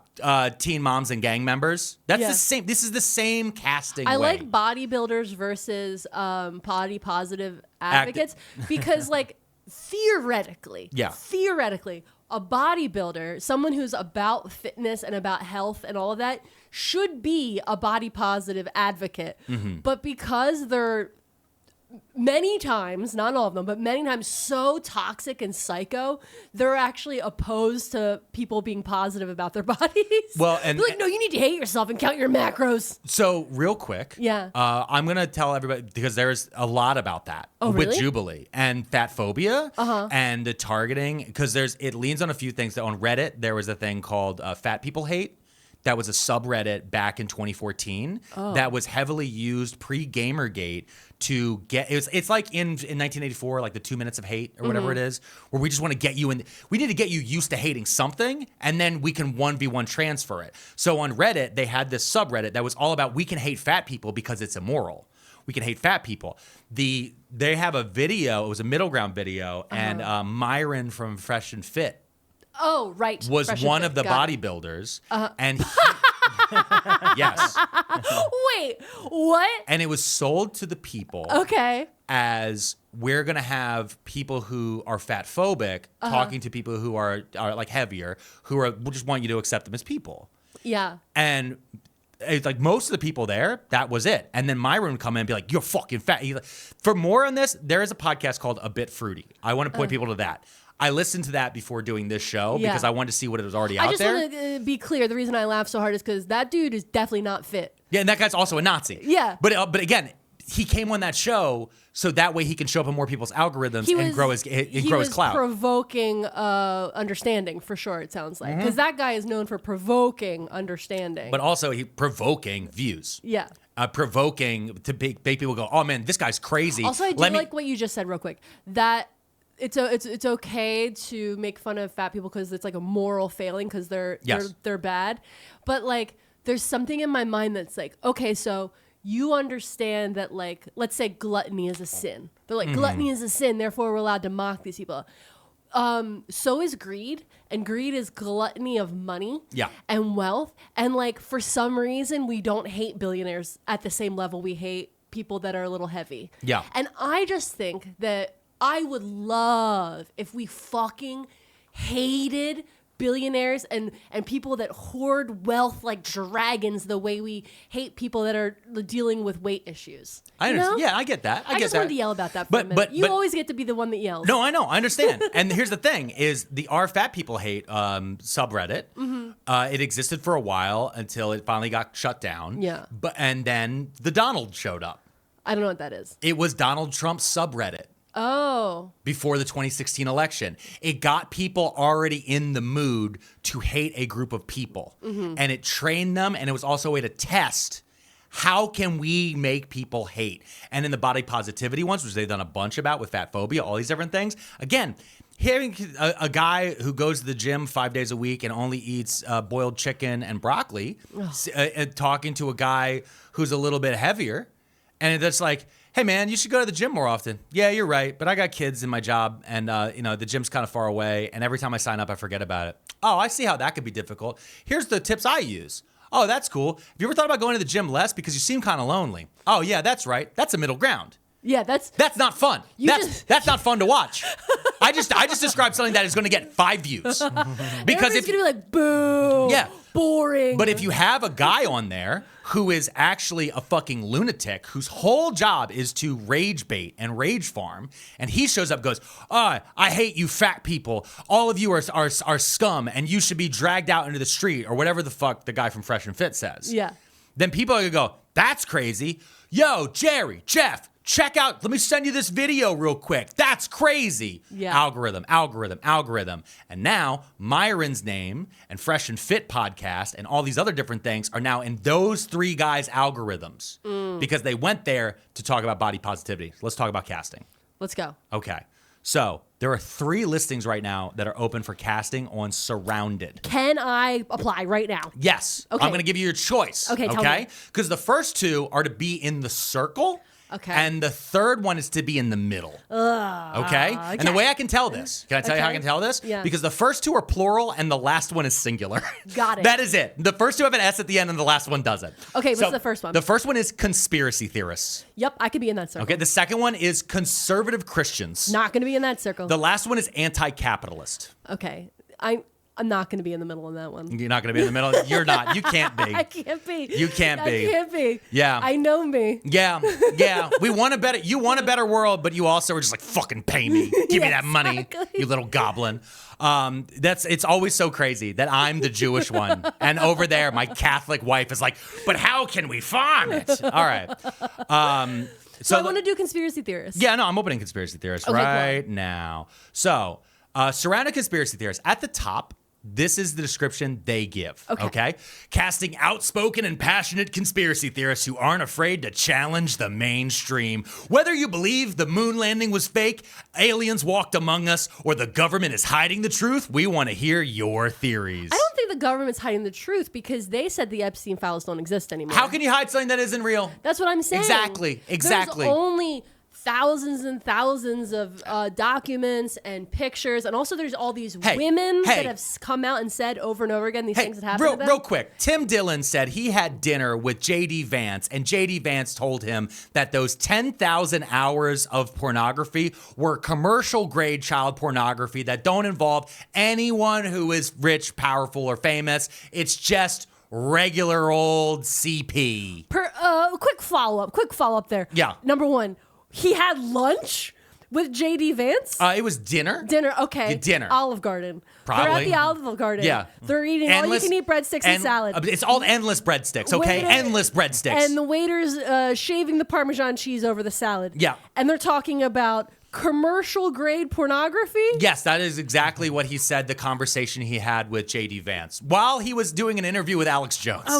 Okay. I need clarification. I know we're going off on a side tangent. I know, but I gotta talk about conspiracy theorists. Commercial grade is like cleaning products. It's a strong cleaning product that you then have to dilute with water because it's commercial grade versus like just buying a bottle of Windex. So commercial grade pornography sounds really bad. Yeah, it is. It does sound like it was industrially made by the nation's most prolific pedophile. It does sound like that. But J.D. Vance is claiming there is no one rich or famous or named Donald J. Trump in any of those videos, the 10,000 plus hours of video. And that is exactly what he told. I can't imagine fucking eating a meal with that guy. With J.D. Vance or with Tim Dillon? Because I would think eating dinner with Tim Dillon would be insufferable. Does he take his sunglasses off? I don't think so, because he doesn't want you to know whether or not he's looking at you or his phone as he's DMing men in the open mic scene of whether or not they're gay, so they'll open for him on the road. Open what? Oh, sorry, wait. Allegedly. I don't even know. I think that's wide enough known. I think it's wide enough known. He allegedly button. Yeah, I think it's widely enough known, though. That's still an opinion on a comedy podcast. This is a comedy podcast. It's a comedy podcast, just like Tim Dillon's podcast. Okay, so back to conspiracy theories. Okay, so conspiracy theorists for Jubilee. All right, so this is the description they give. And look at look at how they describe conspiracy theories. Yeah, we got aliens, moon landing, government hiding truth. Okay, yeah. Nothing else really specific. But again, these are old. Yeah. Aliens, the moon landing being fake, the moon landing... Flat Earth. The moon landing was over 50 years ago. Yeah. You know what I mean? They've already done Flat Earth. They did Flat Earth versus scientists. Shut up, really? And they were treated equally. Okay. All right? And the Flat Earthers were called truth seekers. Okay? Versus people with degrees. Yeah. All right? But walk off the edge of it, bud. That's what I think. Get on a plane, fucker. Anyway... Now, they go in here about production dates. It'll be in-person shoot. August 9th, okay. Yep, in Los Angeles. Okay. It's participation is volunteer-based with a limited travel stipend for each cast member. So, nope, no money. So, I don't know what that means. So, they'll let you know a week before is what they say here. Now, they ask you for a name, date of birth, height. Height. phone number, email, pronouns. Okay, so they're woke. So tell us your pronouns. Got it. Okay. What are my Now- options? It's open, so you can write he, she, No, they, there's etc. gender identity I right know, there. I know. Oh. But hold on, because real quick, there's a difference between pronouns and gender identity, and I do want to be okay, clear that's about true, that. that's true. And so the pronouns they leave open, so you can put in whatever you see. Okay, Gender sure. identity, there are 10 options. Okay, great. I've looked. These are also the same. This is an Airtable. This is an Apple Airtable that's been created. This is a form letter that the conservative Christians also have to fill out, and this is a required field. Yeah. So a conservative Christian who's going to sit in that fucking circle, all those guys who screamed at Mehdi Hassan, all of those different people who have yelled at LGBTQ plus activists, they all had to choose between female cis, female transgender, gender neutral, gender fluid, non-binary, two-spirit, prefer not to say, gender identity not listed. Yeah. Which reminds me of my favorite Joe Biden moment. What's that? Which is I think it was a Fox News or Newsmax reporter, one of the right-wing ones, tried to catch old man Joe Biden about genders. Yeah. And they asked old Joe Biden, hey, Joe Biden, how many genders are there? And he looked up and said, at least 3. Fucking, that is the best politician in human history. And also, real quick, we stan Hunter Biden. We love a man. Biden, baby. We love Hunter. We love you. We love you at a rate, but I can't even describe. And actually, I have described. Yeah. On Daddy's Day, my stand-up special that you can watch right here on YouTube, and we'll link down in the A comments lot below. of good jokes about Hunter Biden in there. Yeah, they all, okay, back to the conspiracy theorist list, though, in general for Jubilee. They asked Okay. about race and ethnicity. They have a bunch of Sure. lists there. Sexual orientation. Okay. Straight, lesbian, gay, bisexual, pansexual, asexual, queer. Prefer not to say. Sexual orientation not listed. Mm-hmm. Relationship status. Single, married, in a relationship, divorced, or widowed. Religious preference. Agnostic, atheist, blah, blah, blah, going all the way down on that. Political affiliation. They don't ask Republican or Democrat or independent. Political affiliation has no boxes. You type in whatever you call your It is a political required affiliation. field. It is a required field, but it's up just like pronouns. So you could put in Democrat, you could put in Social Democrat, you could put in Communist, you could put in MAGA, you could put in Conservative, you could put in Republican, you could put in any of these different fucking things. A social media link, which is required. You got to prove that you have a following of some sort, Of right? some sort. And that this way they could also maybe look into you. But really, I'm sure they're not. I'm sure they're not. well, Like looking into people. Do you think so? 100%. Okay. They're going in here and looking. Oh, they're probably looking for the people that are the craziest. Yes, and they're also looking to see who they can cast for good content. Yeah. Okay. And they're also looking for people who they can cast against whoever's in the middle. You want to have somebody who's going to throw the guy in the middle off. Listen, we have one woke twink teen. Okay? Is he going to survive 20 MAGAs? They're going nose to tail on this kid, all right? Oh, no. It is a circle, all right? no. This is a debate bukkake. No. That is what this is, No. all right? Photo submission. Yes, they want at least 2 to 3 recent photos of yourself, which is headshots. Because again, this is in LA. This is a show. Occupation/industry. They want to know what your day job is, or if you even have one. For most of these people, it's going to be social media influencer. I Yeah, guarantee for sure. you. Because again, this is about getting exposure. It's about getting your name out there. It's about getting your handles out there. And it's about getting your face out there so then you get booked on more stuff. Are you in or near Los Angeles? Yes, no. Or no, but I'm willing to travel. What is your city, state, or location? Why do you think you'd be a great fit for this episode? And that is when they want you to do basically your own shot audition tape from home. Oh, send an audition tape like RuPaul's Drag Race. Yes, exactly. A 1 to 2 minute video, Okay, so and you can attach if it. I'm doing this conspiracy theory one, I'm going to go into the basement like when you record your Jill Stein videos. Yes. I'm wrapping my head in tinfoil, and I'm just going to start screaming into the void about conspiracy theorists. Yes. Okay, 100%. cool. They're gonna love this 100%. Now, this is the part this is the only part that's different. Okay. Across them, all right? Because we have conspiracy theorists, we have conservative Christians, and we have anti-capitalists. Okay. And this is where remember, Jubilee's like, we're not biased. We don't have a bias. We're just drawing the box. And then the conversations happen inside of that. We're just letting you know where the boundaries are. Yeah, it's an escape room. It's an escape room. My nightmare. Yeah. So for conspiracy theorists, these are the 3 questions, required ready. question to ask you. Okay, as a conspiracy Okay, theorist. number 1, what conspiracy theories are you passionate about? Oh, okay. Number 1, aliens. Definitely real. Definitely real. Also, that's pretty much it. And also, I think that the Epstein files might be real. Yeah. Yeah. I think they might be real. Can I tell you, in a few interviews I've done recently, people are like, yeah, well, you have this very conspiratorial mindset. I'm like, no, I don't. No. I just hear facts, and then I go, why aren't you bringing up that other fact, right? Like, for instance, okay, the president of the United States was best friends with Jeffrey Epstein. I don't know why people would say that this is conspiratorial. I think maybe you should in put any the board sort of down. way. No, hold on. So there was a list with 10,000 hours. Okay, no, you're right. Yeah. I see where That's the video we're going to send to them. Okay. Now, so that's the first question Okay, is got what it. conspiracy theory are you passionate about? What was the moment or piece of evidence that first made you question the official narrative? Okay, that Half these people are going to say COVID. The other half are going to say 9/11. Yeah, vaccines. Some people will say the election. Mhm. That's going to be for more recent conspiracy theories. The fun ones that people think that they're casting would say something like Ruby Area Ridge. 51, Yeah, like, something like that. Yeah. I watched the X-Files as a kid, and then I noticed things that are coming together. How do you decide what sources or information you trust when forming your beliefs? So what do you go to? I do my research. I watch. I read a lot of things like YouTube. Mm-hmm. That's a guy I actually heard say that recently, and I was like, yeah, no, we're cooked. We're cooked. But now that's conspiracy theorist. Okay. You see the framing of that? Yeah. You see how that is? Hey, you're a conspiracy theorist.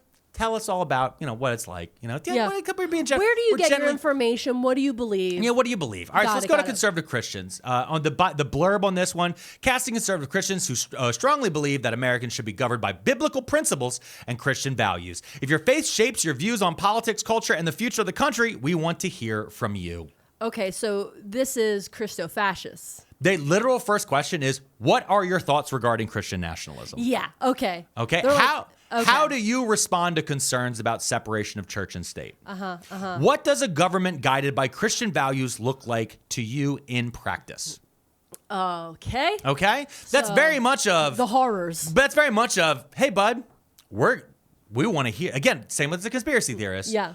I want to hear all about what you think. This is a safe space for you to talk about these things. Yeah. It's very hand-holding. Now I'm going to read you anti-capitalist. Okay. Because again, this is going to be the person in the middle. This is the person in the middle. Okay? Casting bold and outspoken anti-capitalists who are ready to share their views on why the current economic system needs to change. Whether you advocate for socialism, anarchism, or a completely new model, we want to hear your perspective. Okay. Okay? Uh-huh. All right, so first one.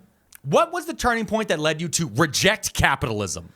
Again, we're also casting a very wide net. We're not asking, again, whether you advocate for socialism, anarchism, or a completely new model. We know what a conservative Christian is. We know what a conspiracy theorist is. But when it gets to being you just are against capitalism? We're casting a wide net. Yeah, right? yeah. So what was the turning point that led you to reject capitalism? What would an ideal alternative to capitalism look like in your daily life? Again, tell me what the negative is. Yeah. Last one.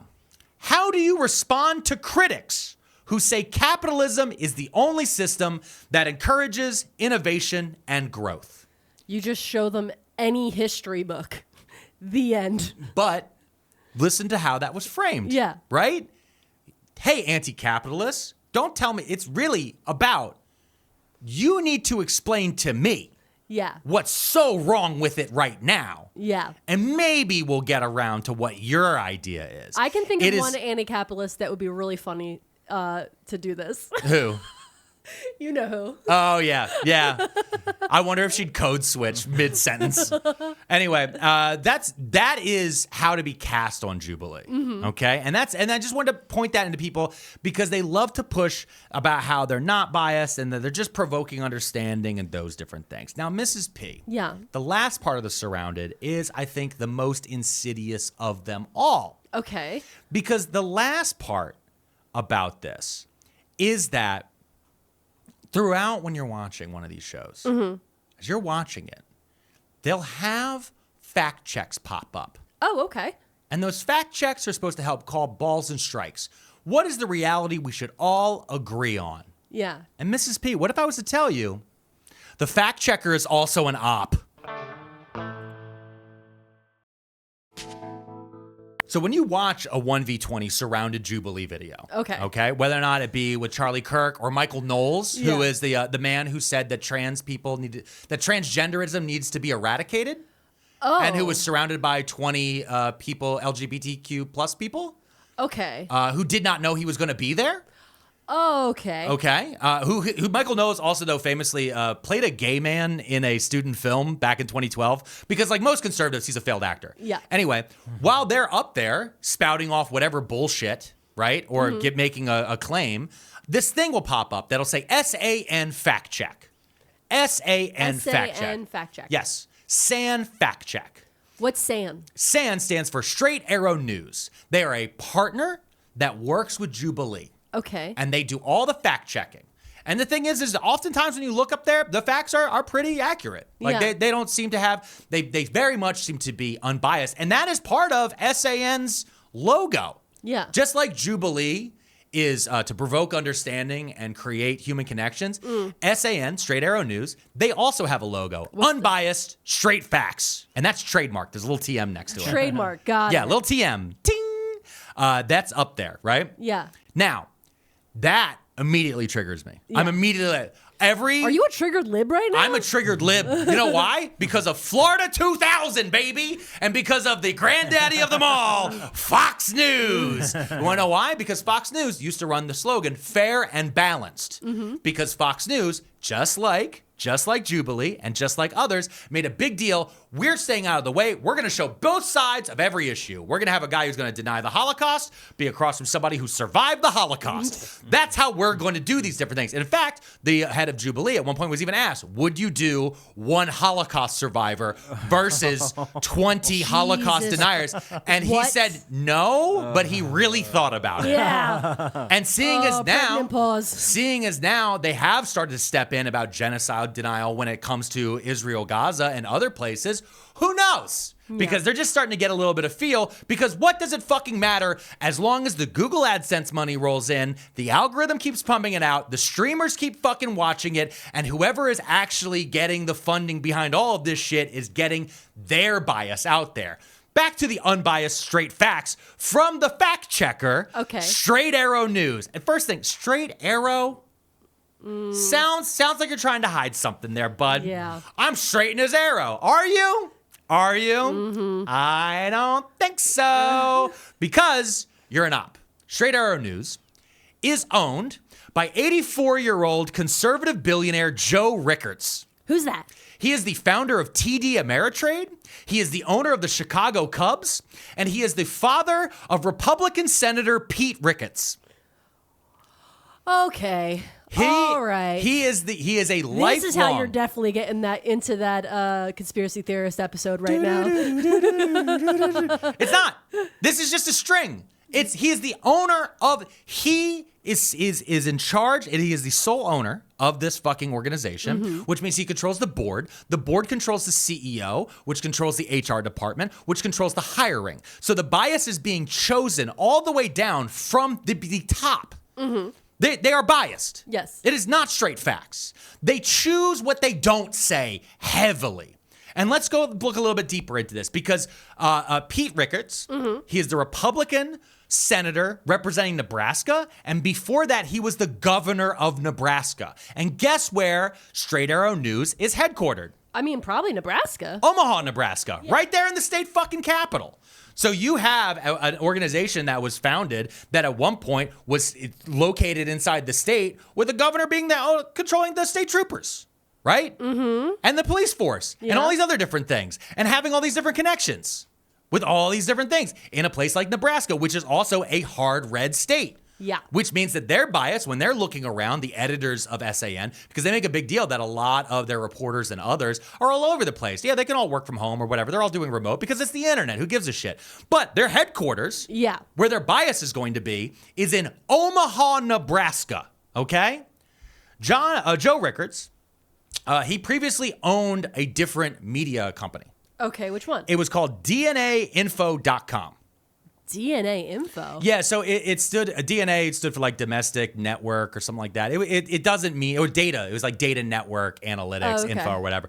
But it was really aimed at like New York and Chicago and doing like local news there. And in fact, in 2017, DNA Info purchased Gothamist, which was a very popular website, and all of the IST websites, right? Yeah. Gothamist and the DNA newsrooms then combined, and then they immediately unionized and joined the Writers Guild of America. Yeah. And then basically like like very soon after they unionized, Joe Rickards shut the entire fucking operation down. Yeah, of course. He shut down everything. He pulled the websites from the internet and then brought them back up as solely as an archive that people can go back to old stuff, and fired every single person that was involved with it. That is illegal, I thought. It is not. No. Nope. He's a billionaire. Laws aren't real. Laws are threats. No, don't. I'm not going to do Brennan Lee again. But this is what Joe Rickards wrote in September 2017 after he fired everyone involved with the organization. He wrote, "I believe unions promote a corrosive us against them dynamic that destroys the esprit de corps businesses need to succeed." Us against them. That's 20v1. It's 20 workers versus the boss. Yes.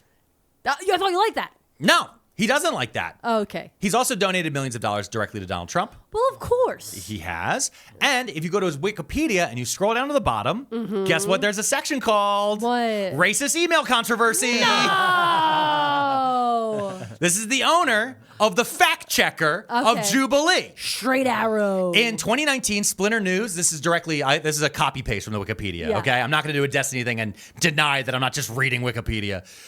Splinter News released a cache of Rickards' emails from 2009 to 2014. He wrote that Islam could not create a civil society. He said that, quote, "We cannot ever let Islam become a large part of our society."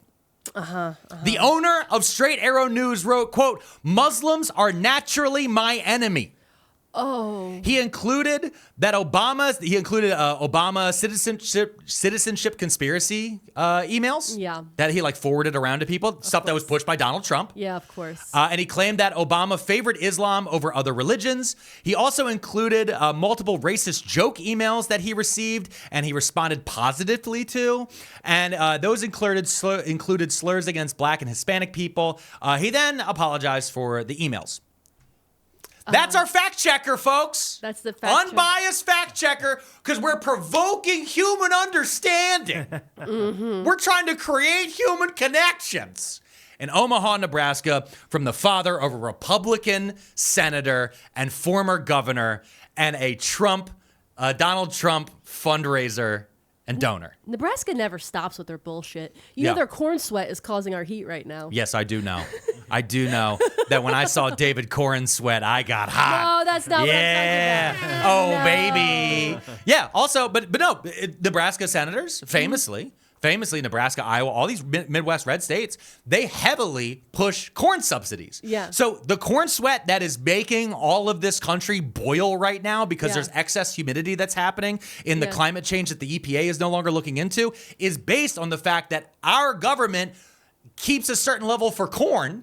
That does a whole different thing with corn syrup. It releases 4,000 gallons of water. It's just crazy. My question is, why the fuck didn't this ever come up before? Why am I hearing this now? And I'll tell you why. Because they're trying to distract us from the Jeffrey Epstein list. Now let's look on here where Big Corn is. There he is, RFK Jr. He's trying to destroy us with less corn syrup. No, but you're wrong because RFK Jr. wants us to have real sugar cola. And the corn subsidies in Nebraska put the corn syrup in the soda. So RFK Jr. is the good guy, question mark? I'm not doing this. I'm not going to go down this road with you. I refuse. I refuse to go 1v1 with my wife. Okay? There's not enough Google AdSense in the world where I'll allow you to sit here and prove me wrong with my board. I have a chart, goddammit. Let's look at Straight Arrow News. Okay, I'm looking at it. Because I just pulled up, these are all from the last 2 or 3 days. Great. So for the listeners, we recorded this episode on July 24th. Thursday, July 24th at noon. Okay. All of these are within the last day or so. Okay. And you guys will be hearing this episode on Sunday. Yeah, Sunday. On everything, whether it be on iTunes, Spotify, or at pearlmania500.net. So, it's ad-free listening, baby. Ad-free listening. Oh, and tell us where you get your unbiased news from down in the comments. I bet it's me, which is crazy because I'm very biased. Yeah. I'm a pale. I do think that my pale baby man is the cutest baby. Yeah. I'm biased. That's a bias. I think Scrapple is healthy. That's a bias. It is. It's delicious too. You can't deny it. And there's gonna be so many people like, what the fuck is a Scrapple? Don't Google it. Don't Google it. Don't look it up. Okay. Don't look it up. All right. This is one of the headlines. Ready? Okay, I'm ready. So you know about the whole Colbert getting fired thing? Yes. And there's a whole merger with CBS, Paramount, and Skydance. Yeah, I thought monopolies were illegal. Yeah, well, and Skydance is owned by the son of Oracle founder Larry Ellison, who's also trying to buy TikTok. Great. Now, you're not going to see any of that information in this article. Oh, okay. Because the headline is Skydance pledges to make CBS News unbiased, ends DEI ahead of merger. Okay. So, which goes ahead and tells people that, no, CBS, insanely biased. Also, DEI, they're going to end that. And then when you scroll down, they have these sub areas where when you're looking at it on mobile, as you scroll to the bottom of the page, it really hits you with them. And so these are like these subtitles that are what's the word I'm looking for? Summaries? Yes, there's summaries of each paragraph. Got it. So they're kind of takeaways. The first takeaway is focused on unbiased journalism. So, I mean, Skydance is going to make Paramount unbiased. Yeah. No DEI or initiatives or policies. Okay. And the last one is merger unfolds amid media scrutiny. Media scrutiny like Colbert being fired. Yeah. Like Donald Trump suing every single news organization. Like journalists at places like ABC being fired for asking questions. NPR being defunded and more. They just sum all that up as media scrutiny. That's just a little bit of scrutiny, no big deal. All right. So now let's go to the big board and talk about Jeffrey Epstein. No, I'm kidding because we're actually just going to go to their article about Jeffrey Epstein. And this specific one I pulled because they wanted to show how they, much like Ground News and others, look at media bias, right? About right versus left. And so they do this little chart thing here at the bottom, like this little red, yellow, and blue. Right? Okay. With this picture of Jeffrey Epstein. Now, subliminally, look at that as you're looking at it. The blue's under Jeffrey Epstein and the red's under Donald Trump. Yeah. Subliminally, we're already setting a little standard here. Yeah. Let's look at the actual headline of the article. Yeah. Right-leaning outlets divided as Fox and Newsmax clash over Epstein. Bias breakdown. Okay. Now, when you go into the article itself, they point out that Fox News is generally silent over the Epstein story. Yeah. The media, they've been told they have to be. The media split mirrors party divide. And then finally, mixed messaging and lingering questions. So Jeffrey Epstein is in blue because they're saying he's a Democrat, and that It's Trump it's is subliminally red. implying. Yeah. Yeah, and that Trump is red, like Fox News' logo. But hold on, let me go into this real quick. Okay. In this, they're telling you that Fox isn't talking about it. The media is split, very similar to the party divide, and there's mixed messaging and lingering questions. Yeah. Now, this is a website that says that they're unbiased and they give you the facts. Do you know what they don't do in this? They don't point out that Fox News is owned by Rupert Murdoch, who owns the Wall Street Journal, who is currently being sued by Donald Trump for $10 billion. Yeah. $1 billion. Like they don't point out any of the connections or anything else. It's just facts. They're just trying to give you headline part 2. They're not trying to actually give you any reporting. They're trying to offer you the tools to draw your own Republican or conservative conclusion that everything is fine. Now let's look at just the last one. Okay. Okay? Because everyone's talking about the Mehdi Hassan 1v20. Yeah. And in that, there is a young man who sits in front and says that he is a fascist. Yeah, he looks like if you took Charlie Kirk's face and spread it out on the right sides of his head. Yeah, he also looks like the guy who steals Pee Wee Herman's bike. Yeah. No one else is drawing that conclusion, but we are here at Too Many Tabs. But if he claims, there's a little background for everybody. Sure. He claims he was fired from his job days after he did this Because interview. he said, I'm a fascist. He said, yeah, I'm a fascist, ha ha ha. And then the circle clapped, and it was this whole fucking weird moment. And he also said some other horrific things. He has since opened up a Give, Send, Go, where I believe as of last night, when I looked, it had $36,000 raised. There's no proof that he's been fired from a job, and some people are alleging that he hasn't had a job since January. What we do know is that he is a far-right supporter of Nick Fuentes. He is a groyper and basically an open white supremacist on the internet. Yes. Whether or not Jubilee knew that or gave a shit. Well, in the thing you said where you apply, you write that. You could put that in there. When under job, he would have wrote Nick Fuentes, Dick Boy. Well, they haven't put forward. At one point, he even talks about his handle in the whole thing. He when Mehdi Hassan asks him his name, he pauses and he's like, "Well, I'm known as something else online," and it's like. So I think they would have gone to whatever he would have posted whatever his biggest social media following is. Yeah. And it's not going to be like a dog grooming Instagram. No, it's going to be a boy grooming Instagram where he grooms boys into being Nazis. Yeah. But anyway, he went onto a right-wing podcast that has since been clipped and now spreading all over the internet because, again, the clips are how these things spread like a mind virus, like an anti-woke mind virus. And he claimed that he was fired. And then he went to the Give, Send, Go, just like that lady who used the N-word. At the playground. At the playground, where she called a child an N-word and then raised all this money. Oh, my God.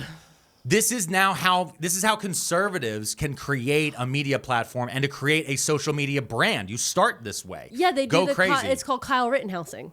Oh, okay. That's what it is. Like in my mind, it's like he murdered people, and then he was like, "Oh no, I'm the victim. I'm the victim. You need to help me." Yeah. And then he raised all this money, and then he became a weird pseudo celebrity, and then he got a book deal, and now he does a tour. Yep. And he got fat. Yeah, he's fat and sad now. But I've learned from this that you've just told me that fat people are a moral failure, and therefore we should be allowed to bully him? Well, it depends because Jubilee has so many different biases that they are like playing at once. Yeah. That like, I mean, listen, the president's fat. Donald Trump himself is a big fat pig. Yeah. And nobody ever points it out. Whenever there are people like that, like especially when it comes to the bodybuilding community. Yeah. When they're like, oh yeah, fucking, I hate fat people. It's like, well, the president's fat. Yeah, he got swollen The vice ankles. president wears a t-shirt while he's in a pool. For sure. That's fat guy energy. Yeah, for I'm not sure. saying it's bad. I'm just saying it's what he does. And so if you're going to have that energy for a lady you're stuck in line behind at Walmart because she's buying whatever she wants from the grocery section, you should have that energy for the president's cankles. But back to this guy in particular. Yeah. This fascist who claimed he got fired. Yeah. He is gaming the system. He is gaming the algorithm. He's trying to grow out of this by doing this. Yeah. And so here we are. Straight Arrow News did a story about it. Oh, okay. The And in fact checkers for the Jubilee are now doing a story about the guy. Yes. Got it. Okay. Again, it's a Ouroboros. It's a snake eating its own tail. Yeah. Inside it, they admit that they have a partnership, a contract to do fact checking for Jubilee. Okay, they do say that. Or a snake eating its own tail, saying, "Don't tread on me." Yeah, it is. It is 100%. Do not tread on me at all. And the snake is wearing a boot at the end, so it's also eating a boot at the same time. Anyway, this is the title: Man allegedly fired for being fascist. Can you be fired for political beliefs? Yeah. Yeah, but also just think about that. They're calling it just a political belief. Oh, right. And so they're putting it equal with your conservatism. They're putting it equal with being a Republican, with being a libertarian, with being a member of a political party. He's a fascist. He said that he wants an authoritarian to take over. And when questioned about whether or not that authoritarian would kill him and his family, he said, well, the authoritarian wouldn't attack us because he's a white supremacist. Mm-hmm. He wants people dead. And the way the editors of this are formulating it are, can you be fired for political beliefs? Wow, that's crazy. And that's where our Overton window is now shifted. We went from a place where don't call us Nazis to Nazi, please. Right? Like that Fox News clip? This is why the criticism doesn't matter to us when you call us Nazis. I've said this before. We need to learn from the blacks. The way they were able to remove the power from the N-word by using it. So from now on, it's what up, my Nazi? Hey, what up, my Nazi? Nazi, please. The Overton window has now shifted so much that they equate Nazi with the N-word. And they want to take it back. Well, if you enjoyed that video, check out this one right here. That's our video about Andrew Schulz from last week. Another person who claimed he didn't have a bias, who clearly does. See you soon. Too many tabs. Follow the playlist.